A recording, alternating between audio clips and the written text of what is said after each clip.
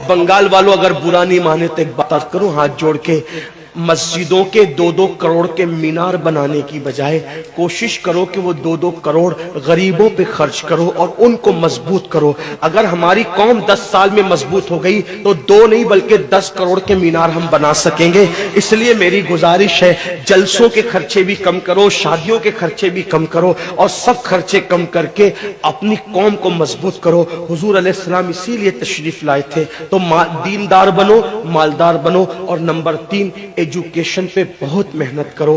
कोई भी जाहिल न रहे, कोई भी अनपढ़ न रहे, खूब खूब पढ़ाओ अपने बच्चों को। 10वीं 12वीं तक कभी मत रुकना, बल्कि अपने बच्चों को IAS बनाओ, IPS बनाओ, डॉक्टर बनाओ, इंजीनियर बनाओ। डॉक्टर भी BOMS वाला मत बनाओ बल्कि MD और आला से आला डिग्री दिलाओ। अब आप कहेंगे मौलाना पैसे नहीं है, मैं आपसे कहता हूं हर साल ईद पे नया कपड़ा न बनाना पड़े न बनाओ, धुले हुए कपड़ों पे ईद कर लो, लेकिन अपने बच्चों की तालीम पे खर्चा करो। इसी तरीके से किसी और जगह पर पैसे लगाने की बजाय 10 साल अगर इन 3 निकात पर आपने मेहनत कर दी, दीनदार बनो, मालदार बनो और एजुकेशन को आम करो, हर बंदे को पढ़ा लिखा बनाओ। आप कहेंगे मौलाना नौकरी नहीं मिलती, मैं कहता हूं हम नौकरी के लिए नहीं पढ़ते, हम अच्छा इंसान बनने के लिए पढ़ते हैं। इसलिए कि पढ़े लिखे की तिजारत में अनपढ़ की तिजारत में फर्क है, पढ़े लिखे की गुफ्तगू में अनपढ़ की गुफ्तगू में फर्क है, पढ़े लिखे के उठने बैठने में अनपढ़ के उठने बैठने में फर्क है। देखो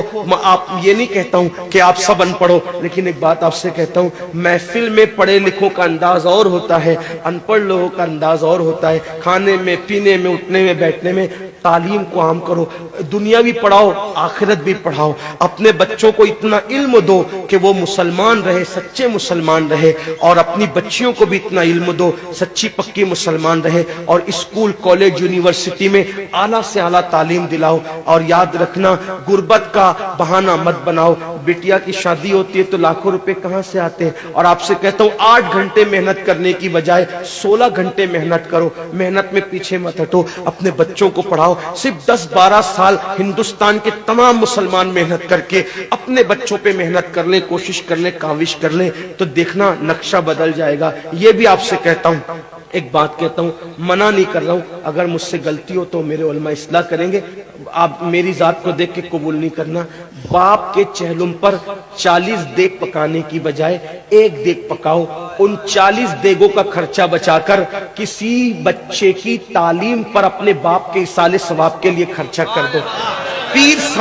पीर साहब के मजार पर 1 लाख की चादर ला के डालने की बजाय 100 रुपए की चादर डाल दो, बाकी के पैसे बचाकर गरीबों की तालीम पे खर्चा कर दो। पीर साहब के इसाले सवाब के लिए वो उस 1 लाख की चादर से जितना खुश होंगे, वो 100 रुपए की चादर से भी उससे ज्यादा खुश होंगे, क्योंकि आपने किसी को उठा दिया, किसी को आपने तरक्की पे ले गए। एक बात कहता हूं, मेरा पीर जन्नती है तो मेरे पीर को मेरी 1 लाख की चादर से क्या गरज, उसको तो जन्नत में उससे बेहतर लिबास मिल चुका है, उसको तो 1 लाख का उससे बेहतर लिबास मिल चुका है। तो ये बातें तल्ख लगे, माफ करना, लेकिन आपसे एक बात कहता हूं, रसूमात से निकलो, हकीकतों की तरफ आओ, रसूमात से निकलो, सच्चाइयों की तरफ आओ। एक दूसरे को गिराने की कोशिश मत करो, एक दूसरे को उठाने की कोशिश करो। आपस के झगड़े खत्म करो। तेरा सिलसिला बड़ा, मेरा सिलसिला बड़ा, तेरी बिरादरी बड़ी, मेरी बिरादरी बड़ी, तेरा पीर बड़ा, मेरा पीर बड़ा।